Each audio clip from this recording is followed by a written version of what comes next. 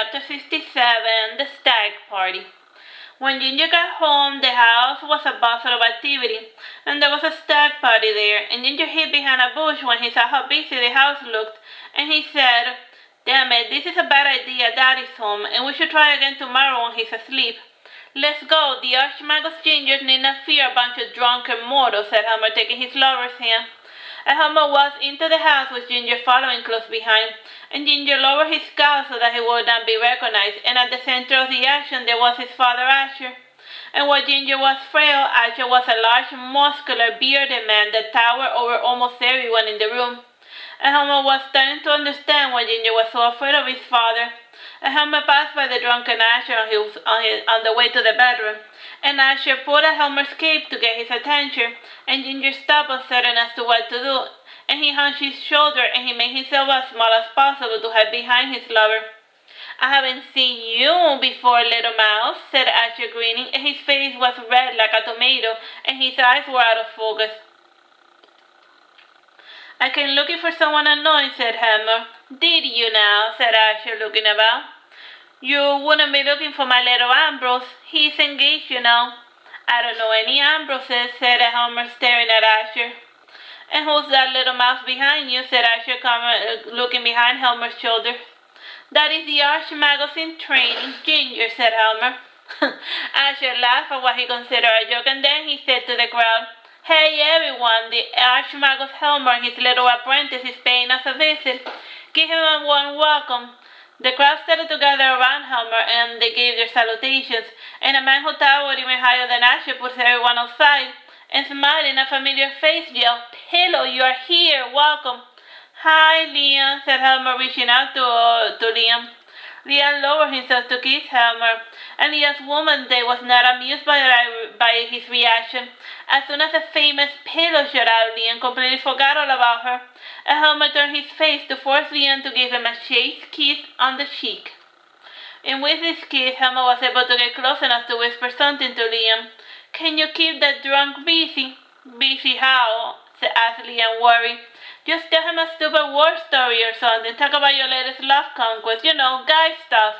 I am stealing his son Ginger, and his father beats him, and nobody believes him because his father is a high priest Asher," explained Homer.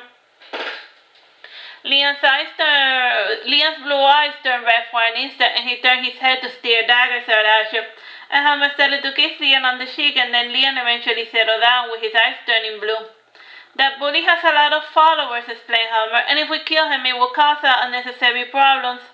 And as Sylvia's help in this matter, she is very smart and she should know what to do." Liam pouted, and then he said, "I think I'll go ask Astorgas instead, and Sylvia is overworked as she is, and she has even had to employ a body double to control Mulder and Otam at the same time." "Please, Liam, I need your help," insisted Homer. All right, don't worry, I'll help you, Princess Amir, promise, said Liam, smiling benevolently. Liam returned to the party, and aside from his lady friend, he was there with Sunshine, and Sunshine was testing himself to see if he could resist the temptation of being near alcohol. And so far he had spent the night miserable, but at least he was sober. Liam was also sober, but he pretended to be drunk, and he was going all around the party carrying a bottle of beer, and instead of beer he had mineral water, and since he had been seen drinking, the other drunkards naturally assumed that Liam was one of them. And when Homer finished his conversation, he turned around and he saw that Ginger and Inanis were gone. And he went upstairs to see about Ginger, and he saw Inanis outside the bedroom. And he entered and he looked about, and he found Ginger hiding under the bed. And Ginger smiling sadly said, "You found me. And how do you know? Did you read my mind? I am the Archmagus, and I am also Helmer. Helmer is a very smart man, and I figured it all out with my powers of deduction. And your problem is not as unique as you think. And Cato suffered the same thing you did, and his father was a well-respected knight. And when he was not at war, he would bully his wife and children, and many a times he tried to escape, but in the end Poncaro had to stain his hands with his father's own blood to protect his older brother," explained Homer. "And my ex Liam is going to help us out." "You have an ex?" asked Ginger sadly. "Yes, I have an ex, and he was that handsome, well-sculpted divine, and don't tell me you're a little jealous." You don't love me yet, so what does it matter to you if I have an exquisite ex-boyfriend who's just waiting for you to leave in order to come chasing after my skirt? Sneered Helmer. I think I might be starting to fall in love with you, Helmy, said Ginger, forcing a fake smile. Get out from under the bed and take whatever junk you want from your bedroom, said Helmer. Ginger crawled from under the bed and in an exchange for it she became an open briefcase. Ginger saw the cat transform and he smiled, for it was quite amusing to see the change. And the first thing that Ginger packed were his clothing, followed by a lot of books and a small painting of his grandma, a guitar, a dagger, and lastly a small icon of the god that he truly worshipped. Ginger then left a note for his father saying that he was secularizing himself. And Helmer asked, and then secularizing himself, that means that, he's leaving the temple, he's not going to be a priest no more. Helmer asked, don't you want to take some money? This money, it belongs to the worshippers. I cannot take it, protested Ginger. I am only taking what truly belongs to me, and me alone. And Ginger stopped talking when he heard familiar footsteps, and Asher said, Ambrose, are you home? And come out, wherever you are, my little Ambrose. Ginger hid under himself under the bed, and Helmer reached out to his lover, but the guy hid further into the bed, and the bed was against the wall, so Helmer needed to move it to reach his lover. And he pulled out the post, and the noise of the scratching beds drew Asher's attention. And Asher opened the door, and he was disappointed to see just little Helmer. And what are you doing in Ambrose's bedroom? Asked Asher, frowning. We are lovers, said Helmer coolly. Ha ha, I knew it, said Asher, laughing. And the boy is always sneaking about wherever I'm around, and for a moment I just thought he just didn't want to see me. If he did not want to see you, surely he has his reasons, retorted Helmer. Asher turned on the light in the bedroom and he smiled when he saw Helmer's eyes. and those reddish eyes, you are indeed Helmer. And if you truly are lovers, why not tie the knot, and I can officiate for you, and we can make this little get-together your wedding party. And since you are a bride, and a rich one at that, I require an extremely large dowry, and I think 1,000,000 gold coins will suffice. Ginger is priceless, and I'm already married to another. I am the second concubine of Dragon King Sylvia, and I cannot take on another spouse without Astorgas's permission, said Helmer. Ambrose is just my lover, a side piece, a diversion. Oh, how droll, said Asher sadly. But I suppose it would not bode well for a concubine of the Dragocesti to be frolicking with the high priest's son, and my flock would not take too kindly to the Archimagos corrupting my son. Just what do you want, exactly? Asked Helmer, sighing. Alms for the poor and needy, said Asher. And if the rich and powerful were more generous, there wouldn't be so much suffering in the world. Spare me your sermon, said Helmer, and give me a number, and I will forward your request to Astorgas. She controls my finances, and as my mother-in-law, she makes all the big decisions. Asher yawned, and then he saw the note on the table. He read it, and then he turned his gaze towards the bed, and he knew that Ginger was down there hiding from him. Asher wrote a number on the note from Ginger, and then he handed it to Helmer. And he placed his hand around the Archmagos' shoulders, and then he said, Well, now that this matter is settled, please show yourself out. And Asher started to push Helmer out of the bedroom, but Helmer made himself ethereal to escape his grasp.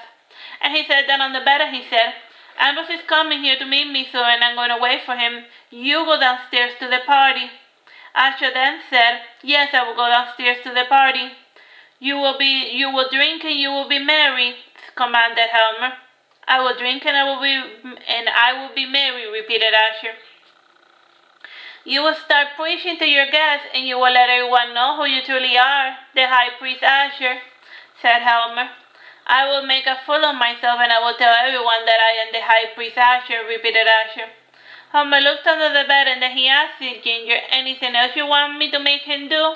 Just make him leave already, said Ginger, and as soon as Asher left, Ginger rolled out from under the bed. Let's go home, Ginger, said Helmer, and he placed his hand on Ginger's slender waist, and with the other hand he picked up Inanis, and then he teleported back home. And Ginger fell back on the bed, and he sighed with relief. It was finally over.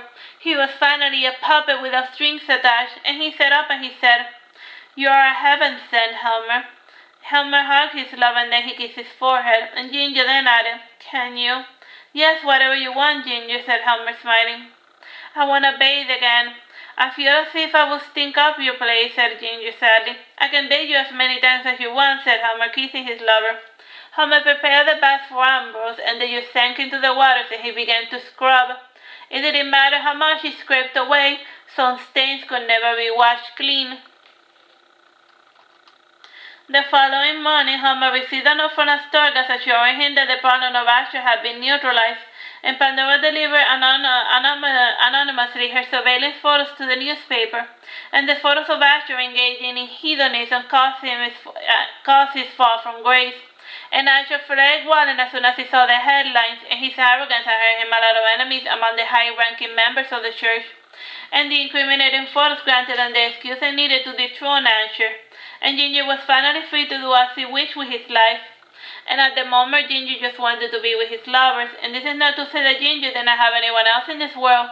Rather, his relationship with his family was marred by the fact that they had allowed and even applauded the way that Asher had punished him for being what they considered different.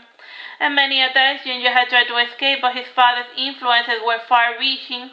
And Asher's followers would always find him and they would return him to home to be punished for being an ungrateful son.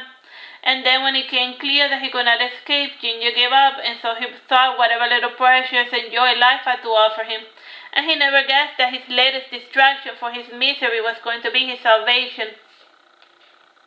And that night while Homer slept beside him, Ginger brought out his personal idol, and he clutched it between his hands. And crying, he started saying, "Thank you, thank you." Homer awoke when he heard his Ginger crying, and he kissed Ginger's back and he asked, "Why are you crying? Are you in pain?" "No, nothing hurt," said Ginger with the tears in his eyes. "I'm just happy, so very happy." And Homer opened his arm and he said softly, "Here, I will lend you my shoulder. You can cry till your heart's desire." And Ginger hugged Homer and he continued to cry a little. And Alan had awoken to have a glass of water, and on the way he heard crying from his father's bedroom. And he opened the door softly and he asked, "Dad, are you alright?" Alan didn't want to turn on the lights when he heard Homer say, "I'm alright, Ginger's just not feeling well." Alan closed the door. He didn't particularly care what his father's boyfriend was crying, and the morning came in like clockwork. Homer awoke, and he was just extremely sleepy and tired, but he had to at least take his vitamin, his zinc, and his meal twister. And Ginger was still in his bed sleeping, and Alan opened the door softly and he brought his father, his supplements. And Homer took them and then he pointed to Ginger, and then he returned to sleeping beside his mate. And Alan smiled and he let his father alone to sleep for a little longer. Karen and Gregory were downstairs making breakfast for Hope and Julian, and Alan said, "Dad is going to sleep a little longer with his new boyfriend." "Ah, yes, with a creep," said Julian dryly. I guess he was expected," said Hope sadly. "Boof, what a terrible first impression we gave him, and he's probably afraid of us." "Yeah, I think we need to apologize," said Julian, feeling ashamed of overreacting. "In my heart, please do try to be nice to Ginger, and he has been bullied by his father all his life. The last thing he needs is to be bullied by children as well," said Gregory sadly. The five ate breakfast together, and Hope and Julian were planning to head out, but instead they went to the playroom to write a long-winded apology to Ginger. And then they slipped the letter underneath the door to Homer's bedroom. And Lizzie picked up the letter and he placed it on top of the nightstand, and he stunned, and then he returned to loafing about. And as for Mincy, she was roaming about the town with Alec, and after rescuing Ginger, Homer had emptied his entire mana bowl, and all the elementals were fed, and they were in a particularly good mood. Ginger awoke around noon, and Homer did so as well when he felt his lover stirring in the bed. And Ginger looked about the unfamiliar bedroom, uncertain about his new reality. And Homer yawned and he stretched his limbs, and then he proceeded to take a shower. And Ginger entered the shower as well, and Homer kissed his lover and he said, "You are a little clinging today." "I'm sorry," said Ginger meekly, "and I will give you your space if that is what you desire." "I don't mind," said Homer, hugging Ginger's slender body. "I am very, very lonely, except when you're with me." "I'm sorry, Homer. It is just that I used you to solve my problems, and I'm still very afraid. Can I spend the entire day by your side if it's not too much trouble?" as Ginger rested his head against Homer's neck. Homer felt the body of his lover trembling, and after the shower, Homer opened the closet. And the closet had been split in two in order to make room for Ginger's attire, and Ginger put on a simple shirt and pants while Homer put on a new nightgown. Elmer did not go out that day, rather he spent his time pampering his lover. And from time to time, Alan or the others would check up on him. They look cute together, said Gregory, smiling happily. Too bad about your brother, Liam, said Karen sadly. I think it's for the best, said Gregory. My brother Liam is very handsome, and he should have no problem finding himself a new pretty little thing. After having breakfast, Gregory left with Julian and Holt to take the pair to school, and around noon, Ginger and Helmer had a light lunch of fruits, and the two returned to the bed to enjoy each other's warmth. And an hour passed, and Helmer felt the door to his bedroom opening, and heavy footsteps drew near, and Ginger, fearing the grove of words, closed his eyes with the hope that if he played possum, his father would lose interest. And Helmer felt the familiar hand patting his black hair, and he opened his eyes, and then he said, "Hi, Liam, can I help you with something? I was wondering if maybe you would like an arrangement like the one Alan and Carol had with Gregory. I don't mind sharing you as long as I get to be with you," asked Liam meekly. "I am in love, and please respect my decision, Liam," said Helmer, giving Liam a sad smile. Crying, Liam said, "I'm sorry, Helmer. I won't bother you again." Liam started to depart when Helmer left to hug Liam with his fragile hands, and Liam then said happily, "Did you change your mind, Pillow? I may not want you as a lover, but we can still be friends, and if you need to talk, or if you just need a shoulder to cry on, you know where to find me," said Helmer. Liam gave a sad, pathetic, obviously fake smile, and then he said, "If you ever decide to marry that Ambrose fellow, I can make you a splendid cake, one that touches the very heavens. And I want you to be happy, Helmer, and I'm sorry that I made you so miserable." "It's all right. I wasn't able to make you happy either," said Helmer apologetically. And after Liam left, and then after a bit he returned with a picnic basket for Helmer and Ginger, and then he said before departing, "For you and for your lover." Bye. Oh, that's it. That one. Bye bye. God bless.